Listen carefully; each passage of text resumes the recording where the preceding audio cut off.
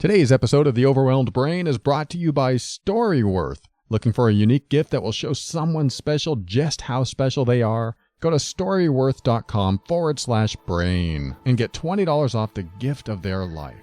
Are you annoyed by affirmations? I am happy. No, that's not true. I am strong. Wait, I don't feel strong, but I have to say it 1,000 times. I am strong. It just doesn't feel right. Are you tired of being told to think positively? Your future is determined by your present, which is shaped by your past, which can only be great if you inject optimism into every terrible present moment that you come upon in life. Okay, I guess. If affirmations feel like lies and positive thinking feels like a straight path to denial, then you're in the right place to start creating the life you want now.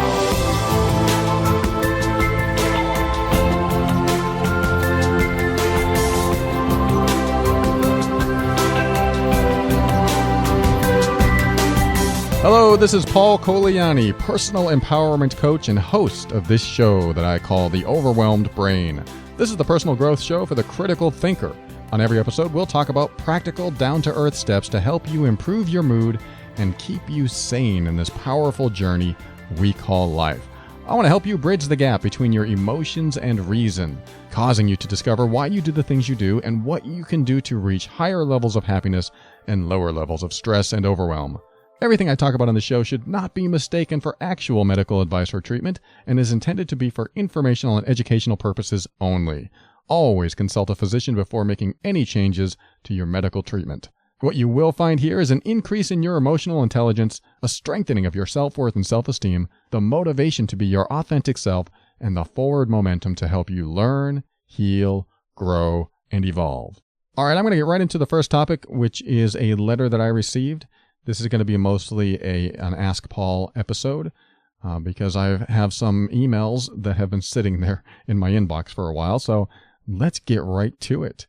Today's first topic is a letter from someone that was getting ready for marriage and she left. He says, recently my fiance moved to another city. She told me that she couldn't move forward with the marriage. While I was hurt by this, I was also immediately extremely understanding, accepting, and compassionate about her decision. While the thought of marrying the woman I love makes my heart leap with joy, the relationship itself is much more important to me. When we were together, she used to come home depressed, anxious, and exhausted. I would try and help and connect with her, but I have now come to realize that it wasn't in a way that was useful to her. It was my instinct to be physically by her side, and when she would say that she needed space, I would only half hear her, and sometimes not at all.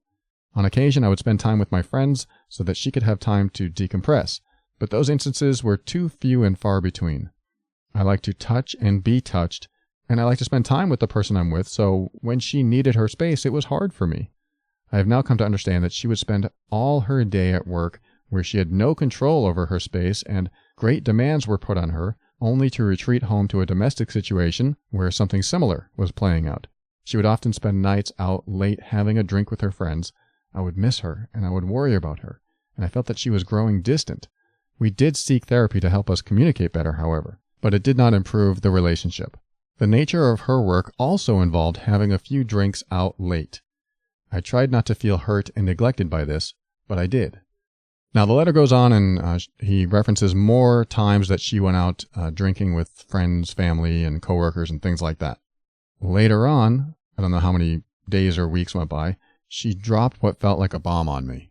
She shared that she had felt very unsupported and the quality of our phone calls had been lacking. When she called off the wedding, I went into a bit of a downward spiral. She grew angry and more distant, and she eventually didn't want to show any affection at all.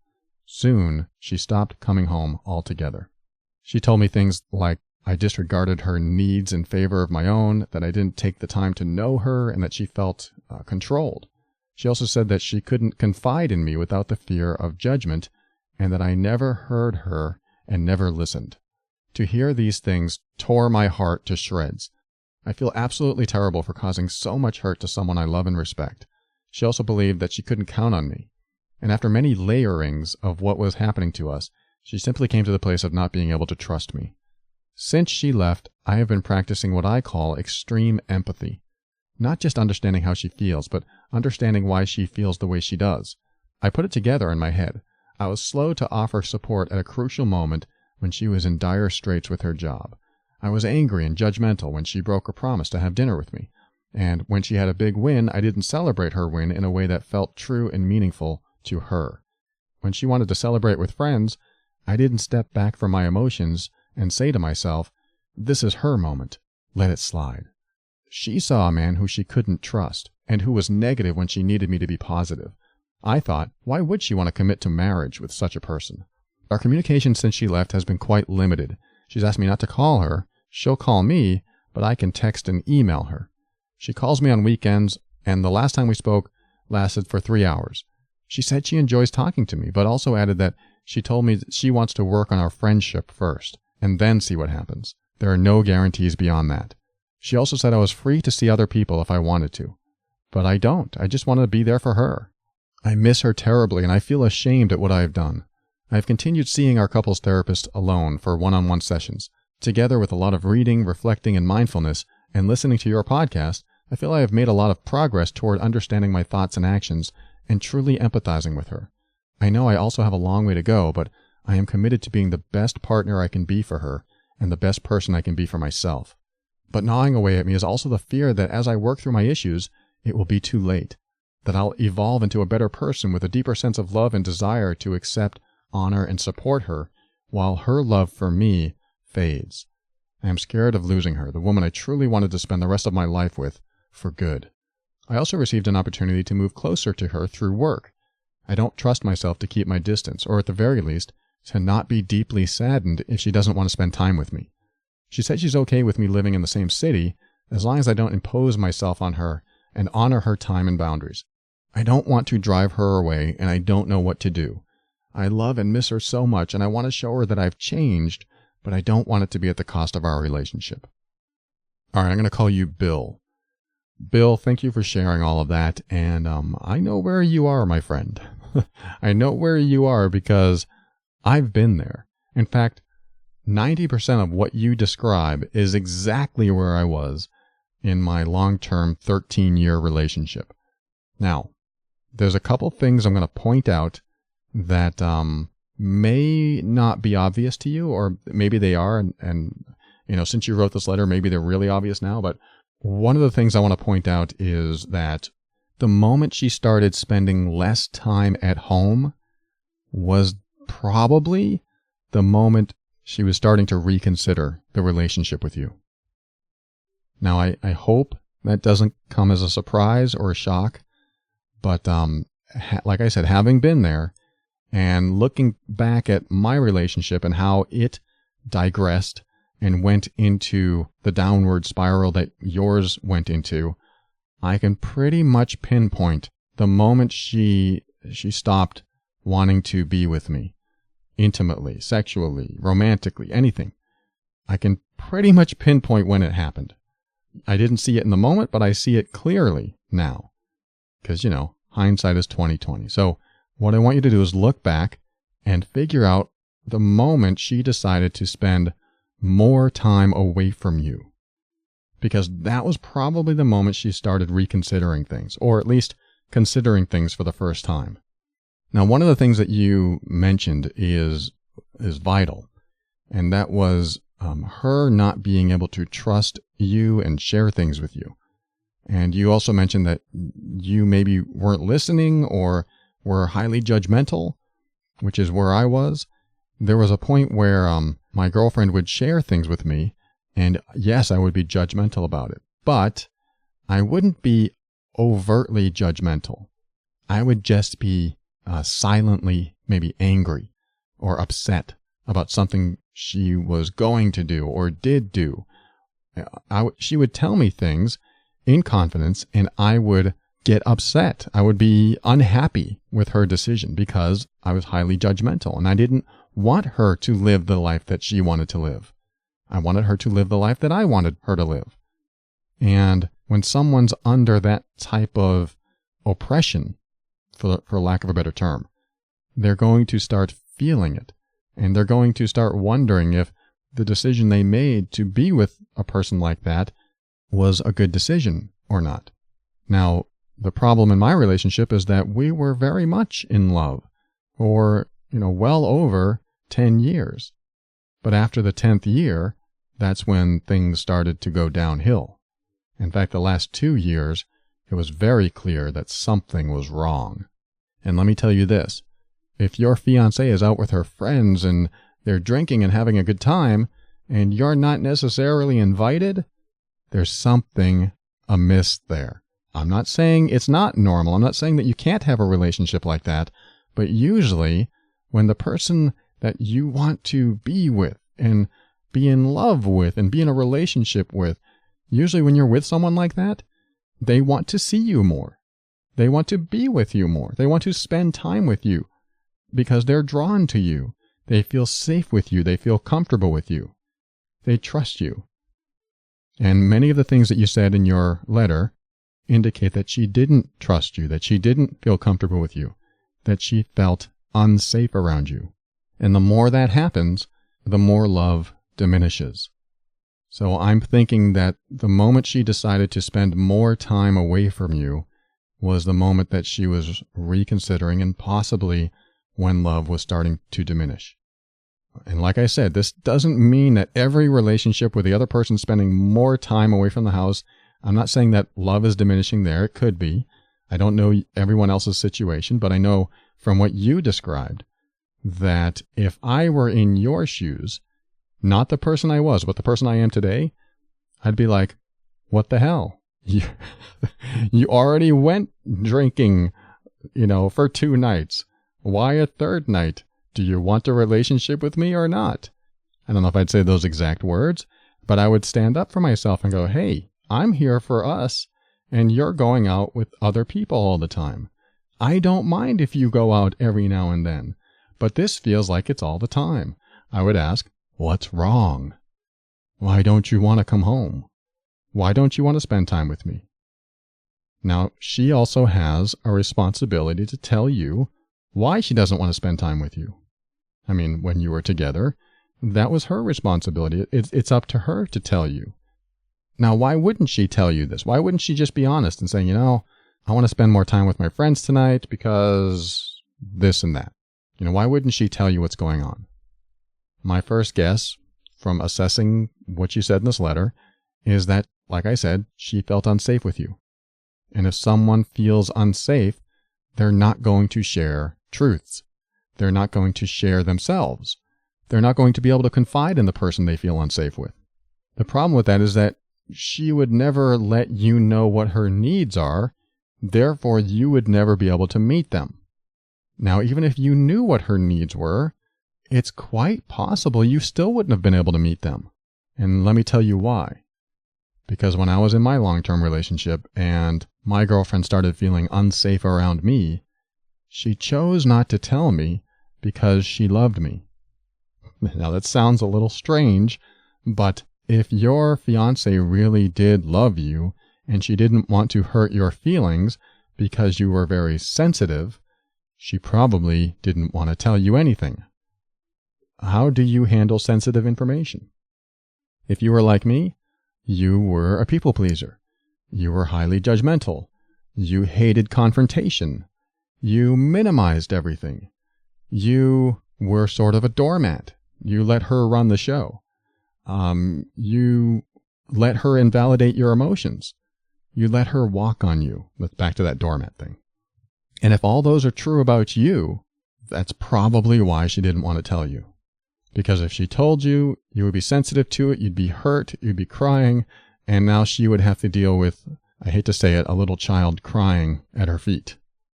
And let me frame what a healthy relationship might have looked to her. A healthy relationship might have looked to her as she's with a man who's secure in himself, who knows what he wants, who isn't afraid to ask the hard questions, who isn't afraid to confront. I'm not saying this defines man in general. I'm saying that where your girlfriend was is probably the same place where my girlfriend was at the time when I was in your shoes. She wanted a man. She wanted someone to confront her. She wanted someone to stand up to her. It sounds odd and it sounds mean, actually, when I say it that way.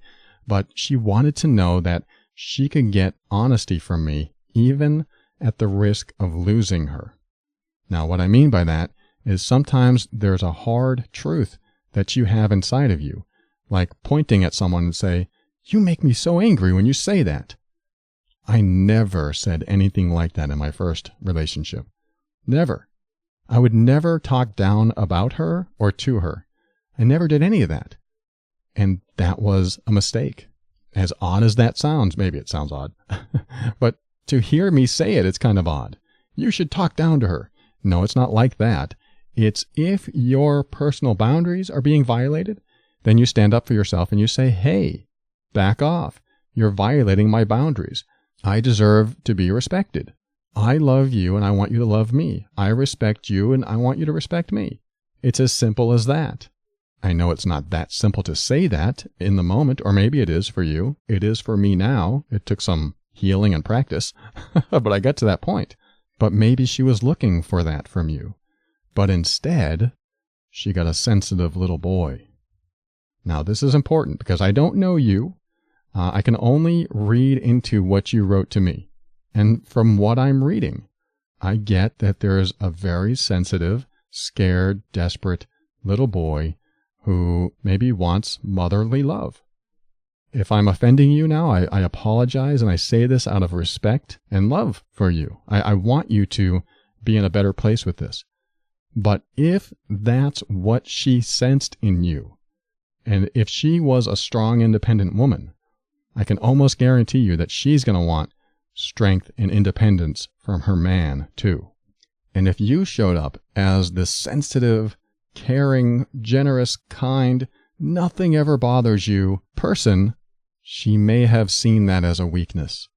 I'm making some huge assumptions here, and I'm throwing out some words that may not apply, but I want you to take it in either with a grain of salt or a bucket and do what you want with this information. Because how you wrote your letter, "She's the love of my life, and I don't want to live with anyone but her." There is a sense of desperation there. And I understand. I got this way too after all of my breakups. I was so desperate, and that's all I wanted. I wanted her back. But if your primary goal is to become better to get her back, you will never get her back. You won't. And I'm only telling you this as some sort of closure, because I may or may not be right. But if you believe it to be true, if you believe that you will never get her back if your goal is to get her back, then maybe it will help you heal knowing that it's over. And I hate to say that because that could be crushing. And I don't mean to crush. But in order for you to come to a better place in yourself, you need to focus on yourself. You need to heal within. And I know you're working on that. But you need to put your primary and only focus on you, so that if someone is attracted to the new, healthy you, it'll be self-initiated from them. They will look at you and go, "Wow, I want to be with that person," instead of you trying to convince them or change their mind. And it's vital that this is understood, because I've seen this over and over again. I've seen this in my own life, and I've seen it with some clients that I've had, is that when they're stuck, that the relationship can be mended, and the other person doesn't want them back. It's an endless cycle of chasing your tail and hoping that the other person will see you in a different way, and your motivation for change is not internally led. It's externally driven. In other words, you're not motivated to be a healthier person because you want to be a healthier person. You're motivated to be a healthier person because this person might see me as that healthier person and I can get her back. So my question to you is, if this other person didn't exist, would you still work on being healthy in yourself?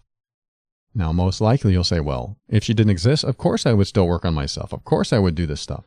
And if that's your answer, then do it now. Because technically right now she doesn't exist. She doesn't want you back. And I have a feeling that she is still not telling you the whole truth because she doesn't want to hurt your feelings. Because you sound like a sensitive guy, like I used to be. Well, I'm still sensitive. But if you are this sensitive, caring, loving guy, then you may have been showing up as a little boy in the relationship. Again, I say that out of respect. I remember when my wife was looking down the stairs at me saying, I don't want a little boy in this relationship. I want a man.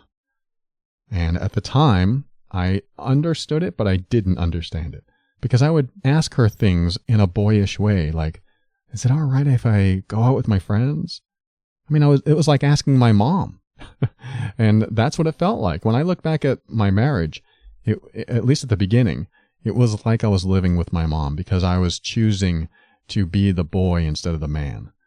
And then when I grew into the man, and again, I'm using man as a generic term here, but in the sense that this is what my wife as a woman wanted to see in me, when I became that, she became more comfortable being a woman. And this is what happens a lot in male-female heterosexual relationships, or any relationships where there's a definite masculine and a definite feminine. If the definite feminine is comfortable being feminine, and the definite masculine is comfortable being masculine, then a romantic relationship can usually work out better. And that could mean a man being feminine and a woman being masculine. It can work that way. And that can also work in homosexual relationships too. You have one definite masculine and one definite feminine, and it just seems to be a good complement for each other. It doesn't have to be that way, but I've seen relationships work well when there's the feminine and the masculine energy complementing each other. Now, in your case, if she was more masculine in the relationship, and she wanted to be more feminine, and she was with a feminine guy, she may never have felt comfortable being feminine. This is what happened in many of my relationships. The woman I was with wanted to not have to be the one that confronted people, that stood up and took charge and had to take care of things all the time. It's like my girlfriend. She wanted to meet someone that could stand up to her and say, no, you can't bowl me over. She wanted somebody that she couldn't overpower or just acquiesce every time she got angry or upset. She knew she had quite an alpha/dominant personality, so she didn't want to meet a man with more receptive, nurturing personality. Even though I am both receptive and nurturing, I am also able to stand up for myself and honor my boundaries and tell her when she's off base, and she appreciates it. She doesn't like it when it's happening, but I do it and it works out, and she's happy that I do it, at least afterward, because we want to have authentic conversations. She doesn't want somebody to just sit back and take it or just say, okay, I'll do whatever you say. She doesn't want that. She wants a strong, independent person in her life because she is strong and independent. Plus, she just wants to be able to kick back and trust that someone else is going to take care of business for a while. And we get along great because of it. So, Bill, I'm not sure if that's how it was for your relationship or not, but if I were to, again, make comparisons to my first relationship and what you have going on with you, that's where I go. Now, there's a couple other things that you said in your letter that maybe I can address. One of them was that she wants to work on your friendship first. Now, when my long-term relationship ended, that girl wanted to be friends with me. We were great friends. We were together a long time, and she didn't want to lose that friendship. So she kept reaching out and kept trying to be friendly and make a friendship. But I wasn't there. I wanted a relationship, and it was too hard for me to do that, so I couldn't keep that going. But when I think back on it, I go, well, who doesn't want a kind, nice person that would do anything for them as a friend? It may not work as a romantic relationship, but it could work as a friendship. For me, I couldn't do it because I had already gone too deep with her, and it just hurt to be with her and not be in a romantic relationship. So, I kind of go there when you share with me that she just wants to work on your friendship first. I mean, she may not be telling you the whole truth. Maybe she doesn't want a relationship with you, but she really respects and appreciates you and maybe even loves you, but just cannot be with you, at least romantically. And if that's the case, what can you do to honor that? And I know you've been doing it. You've been staying away. You've been doing exactly what she asks. But I would, seriously ask her exactly what she wants. And you may want to preface it with, don't worry about hurting my feelings. Just tell me exactly what you want with us. Don't hold back. Just be as honest as you can so that I have information that I can take with me and do something with. Because I am still working to become better, to be healthier for me and for us. But if this is not something that you're going after, I need to know now so I know where I can direct my energies. And you have to be ready for some hard truths, because if she doesn't want to reconcile, you have to honor that completely and say, okay, now I know where to direct my energies, and I will respect your wishes. And that will show her that you are there for her. Not that you haven't been, but in the way that she wants you to be. Because there are times, like you said, that you would be physically close to her and want to be near her and not always listen to her when she said that she needed her space. You chose to not necessarily honor those boundaries that she set. I'm not saying that's the cause of the fallout. I have a feeling it was just because of some of the things I've already said. But from this point forward, how can you show her that you will absolutely honor everything that she wants? And if that means don't ever call me again, don't ever think about me romantically again, then you can't really have it in your mind that you're going to change for her. Because that's not honoring her. That is still trying to maybe manipulate the situation to try to get her back, when she may not be wanting that. I don't know. I'm making, like I said, making some assumptions here, and I don't want to give you just all bad news. But I do know that if one of your primary missions is to get her back, you won't get her back.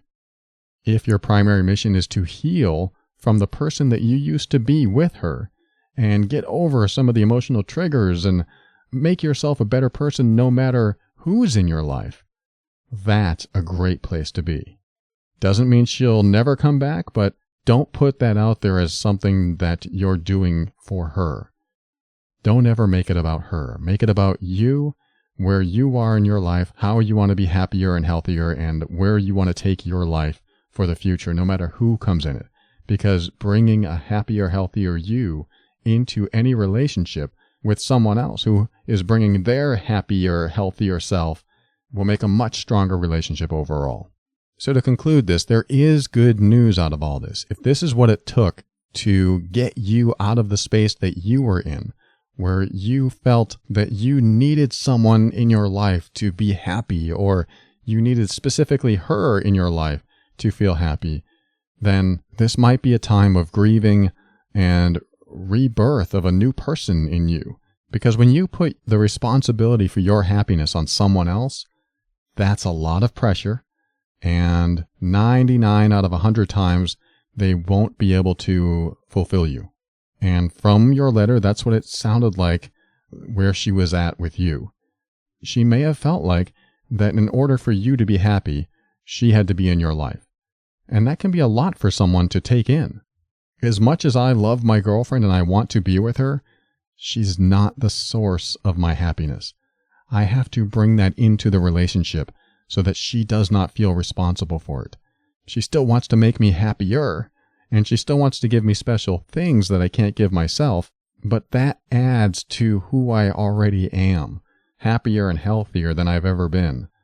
It doesn't make me happy and healthy, and that's the difference. And I hope that you can focus solely on yourself, even though it hurts, even though it sucks being without her, and you do have some grieving to do about the end of the relationship, but you have such a prime opportunity to grow and heal in yourself so that when you are in another relationship, it doesn't end for the reasons that the last one ended, no matter who it's with. So I hope this helps. Thank you so much again for writing, Bill, and send me an update. Tell me what's going on in your life. We'll be back right after this with another letter.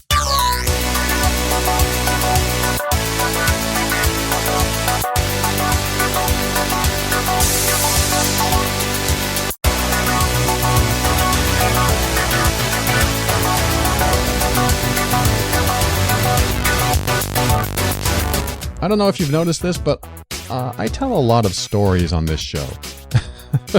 And one of the main reasons I do that is because it helps me emphasize a point or a teaching of some sort. I also do it because I promote transparency and vulnerability. Now, I choose to do this on the air in the ears of over, 125 countries? Not sure, but it's a lot. But what that means is that my history is now everywhere. Millions of people have access to it, and they can learn all about me by listening to the last, 3 years of episodes. Now, what's funny is that I don't think anyone in my family ever really listens to my show. I mean, we're all in our own world, doing our own thing with the people that are in our lives, so just because they don't listen doesn't mean they don't care. In fact, I know they care about me very much, and I feel the same way about them, which is why I've decided to, shall we say, enlist my youngest sister to share her story. Now, I'm not going to make her do it in front of the world like I do. I'm going to gift her with something called Storyworth. Storyworth is a gift that spans 1 year with a very special result at the end of the year. Now, let me outline what might be a typical Storyworth gift. You find a special person that you want to give a unique, one-of-a-kind gift to. Then you purchase a Storyworth subscription, and it's $20 off, an already low price if you're an Overwhelmed Brain listener, so keep listening for that. And they'll send that special person questions throughout the year so that the answers will paint a picture of their life. But the story doesn't end there. At the end of the year, that special someone will receive a beautiful hardcover book with everything they've shared so that they can keep their stories forever. Now imagine being able to pick up your, grandmother's history in a book, or your brother or sister, or your mom or dad, and then you can read about all the things they went through. Stories you've probably never heard in your life. Storyworth helps you give the gift of family connection and opens up lively discussion topics, sharing powerful emotional moments, and more. The receiver of a Storyworth gift doesn't only answer thought-provoking questions, but they can even upload photos of certain events and times in their life. Their book will have a life of its own and can be passed down into the generations. This is such a neat gift. I have my sister going through the questions right now, and she was thrilled to get the invite.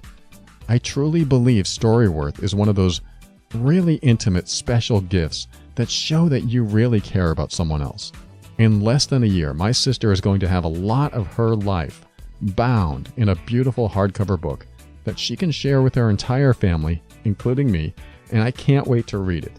If you want to see what this is all about, or maybe you're looking for that perfect last-minute gift, go to storyworth.com/brain and get $20 off your subscription today. I know my sister is loving the process, and I know your loved ones will too. So go to storyworth.com/brain.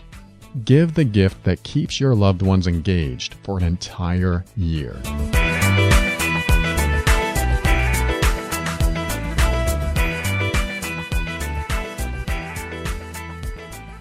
Welcome back. This is the Ask Paul segment. This is where I read a listener email on the air and do my best to help them through the challenge. As you may have noticed, the last segment was also the Ask Paul segment. So let's just get to it. Like I said, I get a lot of emails and I want to read as many as possible, especially with the end of the year coming, the holidays coming, and all the issues that can sometimes spring up because of the holidays. So this message is from someone I'll call Mary. Hi, Paul. I am a people pleaser, but I've gotten better and I'm working on taking care of myself more and more. I'm fine with saying no to most people, like my boss, but I still have trouble saying no to my husband if he asks for something. I feel so bad and guilty if I do say no, and I also feel resentful of him for asking something of me that I don't want to do. And then I brood over it for too long, which is not healthy for me. And it's not fair to resent him either. How do I stop this reaction and be able to say no to him without having all these emotions? Like I said, I can say no to my boss or strangers or colleagues without any emotional repercussions. Why isn't this the case when it comes to my husband? Am I seeking his approval or acceptance or love? And when I do say no, do I fear that I won't get those things from him or that he thinks less of me? Regardless, how do I get over this? I want to be able to say no without feeling so badly about it the rest of the day. All right, Mary, that is an excellent question because I spent a good portion of my life being a people pleaser. So I come from that realm, and I'll tell you my experience when I didn't want to say no is because I wanted to be loved. I wanted to be accepted. You said it right in your letter. However, it's a little deeper than that because, like I say, typically if you know what it is or you think you know what it is, it's usually not what it is. So I'm sure it has to do with love and acceptance, but it probably goes deeper than that. But for me, when I had friends or family and I was in people-pleasing mode, which was all the time until I healed from it, till I grew out of that, I did it because I was afraid I wouldn't be liked or loved. But when I look deeper into that, why did I want to be liked or loved? That may sound like a stupid question, but I ask stupid questions sometimes. So that's the question. Why did it matter if I was liked or loved? Why did it matter? So I think about that now and I go, well, I had a friend that I couldn't say no to. I would just, do whatever he asked, like, hey, let's go out bowling. And I'd be like, sure, even though I didn't want to do it. And this friend was a work friend too. He's a coworker. And he would ask, hey, can you stay late and help me out with this? And I would go, sure, even though I had maybe other plans. So I would always say yes because not only did I want to be liked, but I also wanted to be accepted. I also wanted people to see me as a good person. And this is where it got a little deeper for me, and maybe it is for you as well.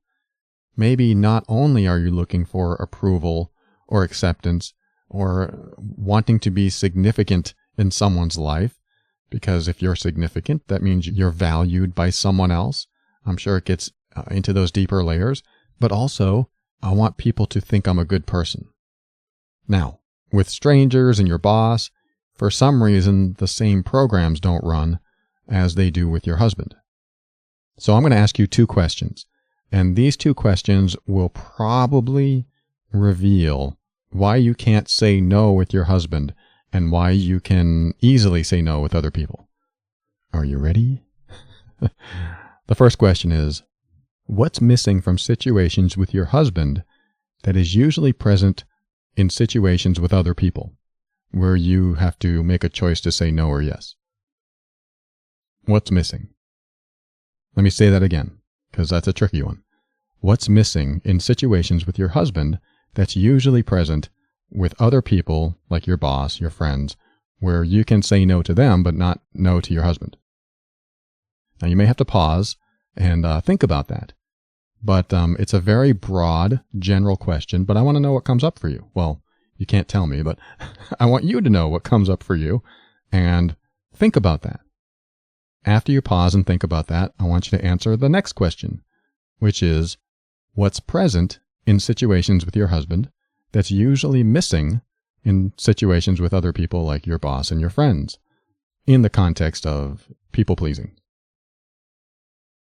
Again, pause if you have to and think about that question and see what you come up with.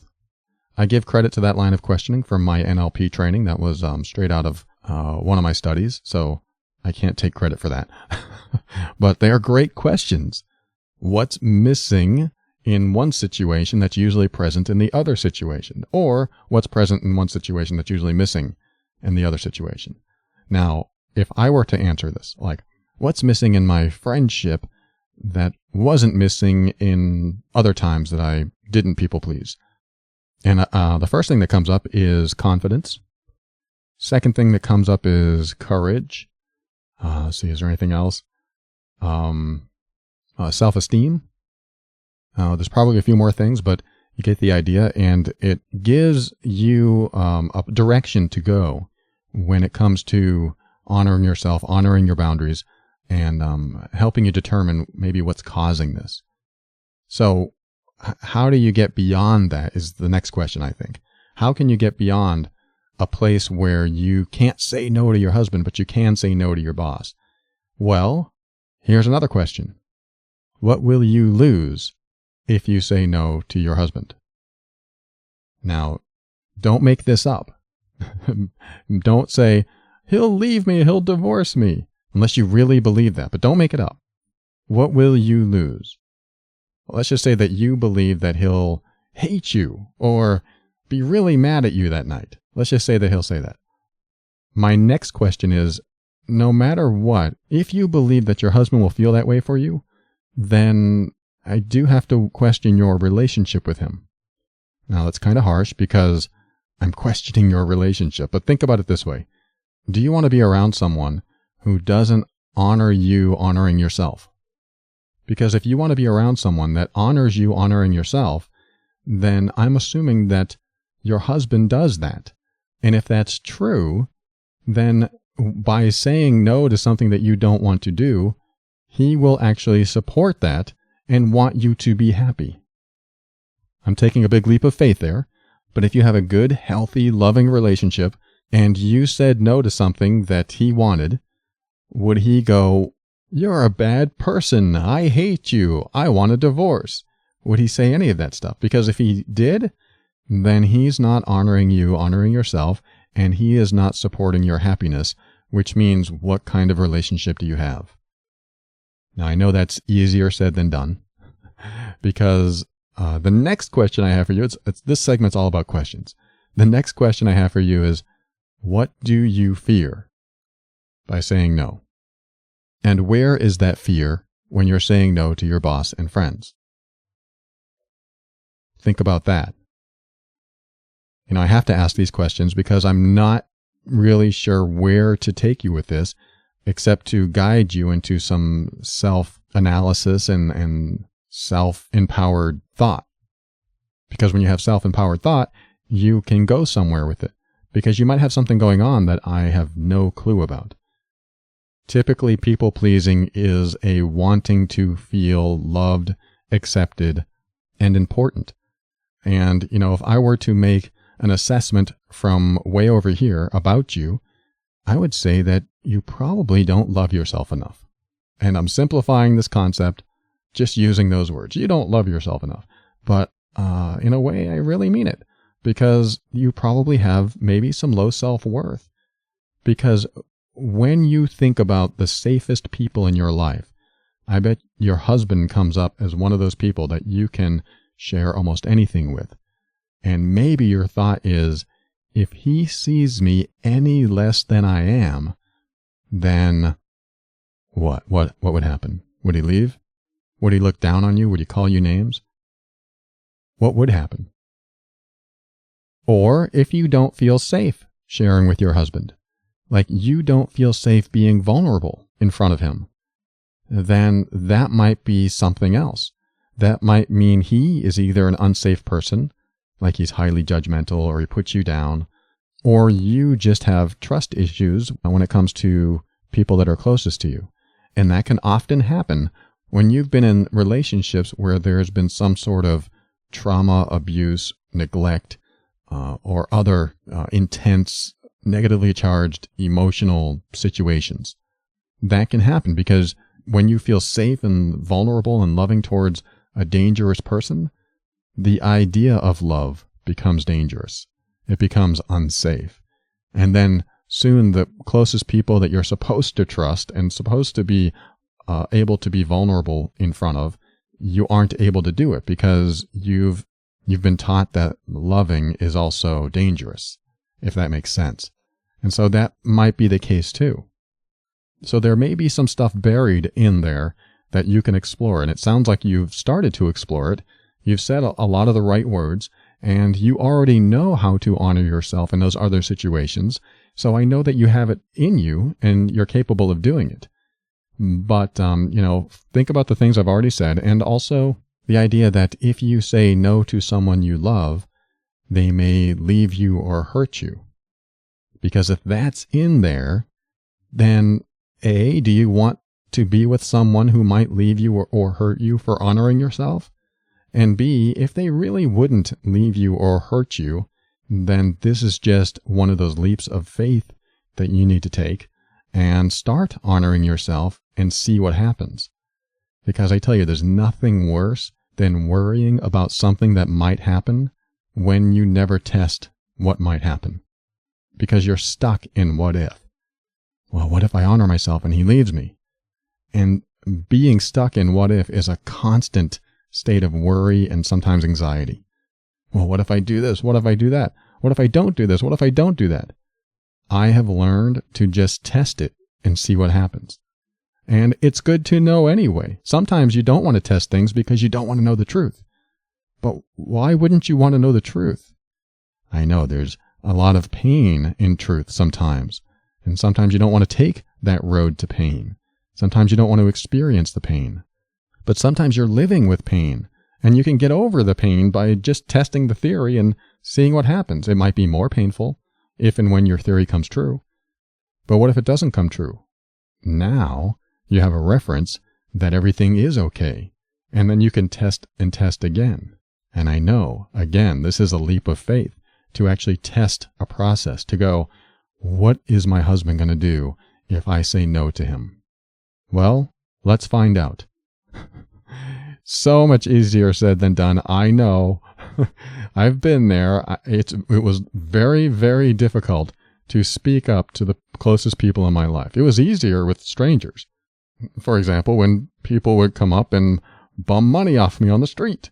I found it easier and easier to say no because after living in a very high homeless population, that happened several times a day, and pretty soon you'll run out of money if you just give money to everyone. So you learn to say no, and you do it congruently because you realize that, hey, I need to take care of myself here. You know, I understand, I'm compassionate, and I want you to be better too, like I'm talking about maybe homeless people or something. I want you to have a good life too, but I simply just can't give everyone that comes up to me money. It just doesn't work out. I become a broke martyr.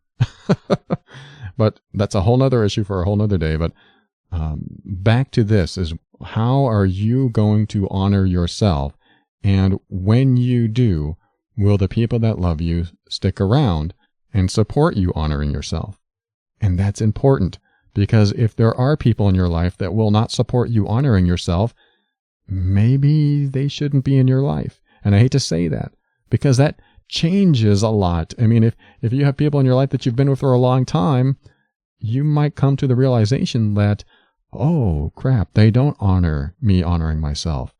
What does that mean? That means I am, whatever thought comes to mind. I'm in the wrong relationship, or I've been in the wrong relationship. And that realization might be a shock to your system. I'm not saying it'll go that way for you. I have a feeling from the way you're talking that maybe your husband is understanding and will support you. It might surprise him because you've not been this way to him before.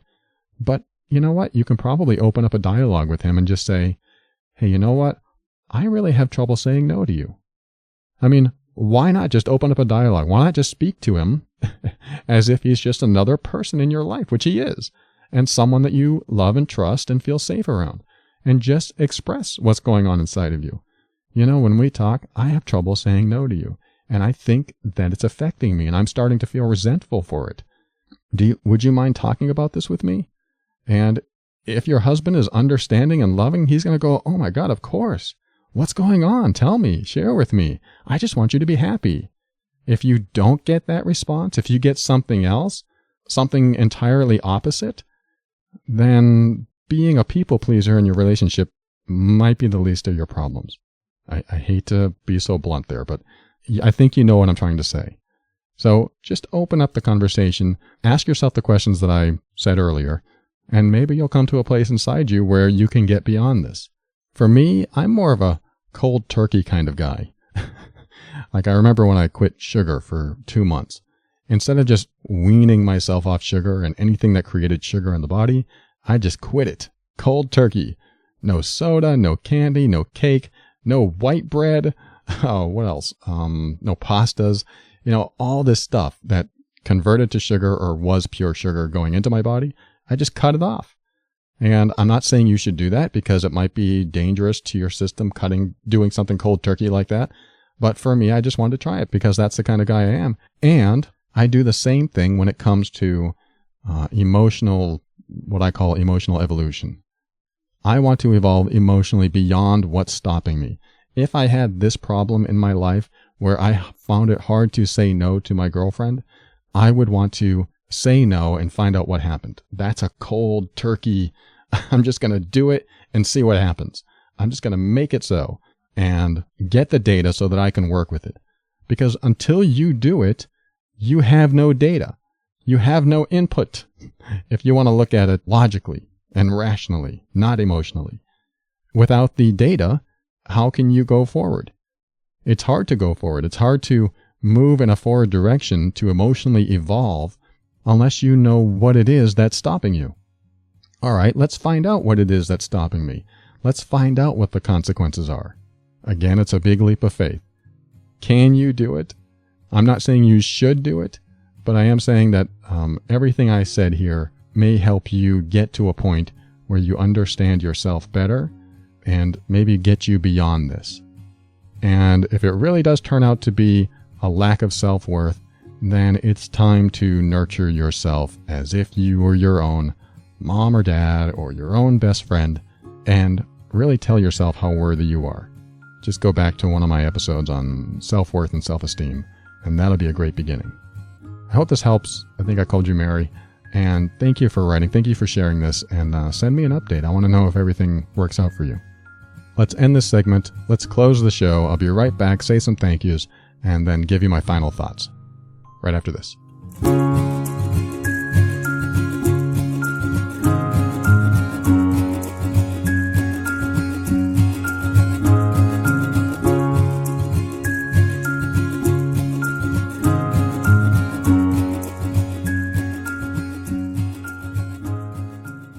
Thank you for listening to another episode of The Overwhelmed Brain. I want to thank Storyworth. I research and or use every sponsor we get here at TOB. So when I tell you that Storyworth is a very fun personal gift to give, it's from a place of experience. My sister is loving it, and your loved ones will too. Go to storyworth.com/brain and get your $20 off now. And have you heard about the Overwhelmed Brain book? Yes, the A to Z of self-empowerment is finally available. I don't care if you're a people pleaser, like our last segment, or you have toxic relationships, or you keep attracting the wrong people, whatever's going on in your life that just doesn't seem to be working out. I take all the key components that I talk about on this show and put it in a single book so that you can carry it around with you. So get the Overwhelmed Brain Personal Growth for Critical Thinkers book at Amazon or Barnes & Noble, so you can continue your journey to self-empowerment today.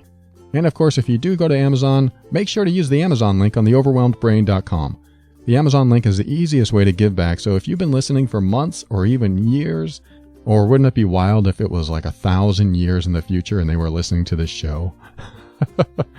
Well, use that Amazon link every time you shop, because your shopping habits are making a difference. Go to theoverwhelmedbrain.com, click on the Amazon link, and do some shopping. And finally, thank you to Kevin MacLeod of Incompetech.com for some of the music transitions in The Overwhelmed Brain. All right, to close the show, I want to talk about something that I rarely mention, and that is the present moment. I want to mention this because one of my clients recently has started meditating, and he said that, when I started meditating, I actually took this overall good feeling with me throughout the day. And we talked about that for a little bit, and we also talked about how the present moment, meaning experiencing your reality here and now, not thinking about the past, not thinking about the future, but just being very external and aware and observant, can really change your state. And if you suffer anxiety or depression or anything like that, and although depression's a lot harder to get out of than anxiety in my experience, but no matter what you're going through, when you step out of yourself, all your past pain or fear or anger, or all your future worry or concern, when you step out of that and go, what's happening right now? What's happening today? You might think, well, there's some scary stuff happening today. I'm still worried about this. I'm still worried about that. Well, when you think about what's happening right in front of you, outside your body, in your environment, like, for example, I can look right now and I can see my audio equipment because I'm at my desk and I'm recording this audio right now, and I can look out and I can see computer screens, I can see a webcam, I can see a disk drive, I can see an audio mixer, I can see all these things around me and be aware that they're there. but I can also notice them and look at the details and see their intricacies and notice how they're shaped or what they look like or what color they are.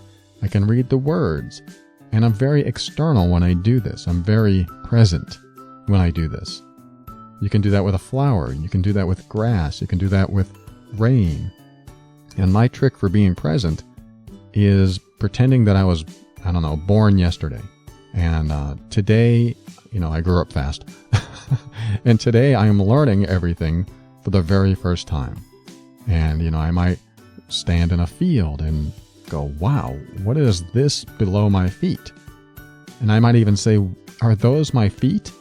And I might say, what are these at the end of my arms? Wait, what are arms? and you start being inquisitive and curious about you and outside of you. What you do is pay attention to what's outside of you. You look at a tree and you go, wow, I've never seen a tree before. And if you've never really seen a tree before, would you not go up to it and examine it and try to figure out what it is? And if you wouldn't, well, do it, because that keeps you very present. That keeps you very aware. It keeps you interested, intensely curious.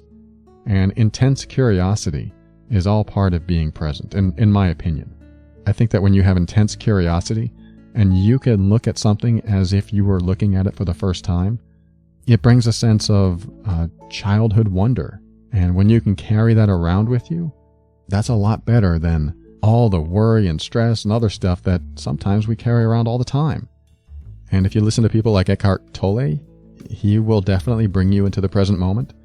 He will help you get there just by talking, because he talks like this. And he's very slow and methodical. But I don't think he does it with any purpose. I think that's just who he is now. He allows his thoughts to come as they come. He doesn't try to force anything out. And he's very present when he does it. And he teaches presence. So it's really neat listening or watching him if you're into that stuff. You may not be. But finding presence, especially when you're embroiled in emotions, just going to that present moment can really bring you to a more peaceful state. It may not last a long time, or it may last all day, but practicing presence is a form of meditation. And meditating is very helpful when you have a lot going on in your life. Plus, it does something that I highly encourage you try to do all the time, which is connect with yourself. Meditating, to me, is connecting with myself. I am alone with me, nothing else, no one else. It's just me. Who am I? What am I? Where am I? What does being me mean to me? There's all kinds of meditations you can do on that. And meditation is very internal, very deep. Whereas being present, again, this is my opinion, is very external, being aware. So maybe the ultimate trip is being present while meditating. And what does that mean? You could probably bring presence internally and be aware of your breathing, of your heartbeat, of the clothing on your skin, or the chair or the bed on your back. There's all kinds of things to be present about, whether you're meditating or alert in the real world. And if you accomplish that, then maybe you can do it opposite, where you take your meditation into the present moment. And now you're taking the internal connection with yourself outside yourself. Now that might be a meditation. So maybe one of the ways to do that is to open your mind and step into your power and be firm in your decisions and actions so that you can create the life you want. Always take steps to grow and evolve. You are powerful beyond measure. And above all, and this is something I absolutely know to be true about you, you are amazing.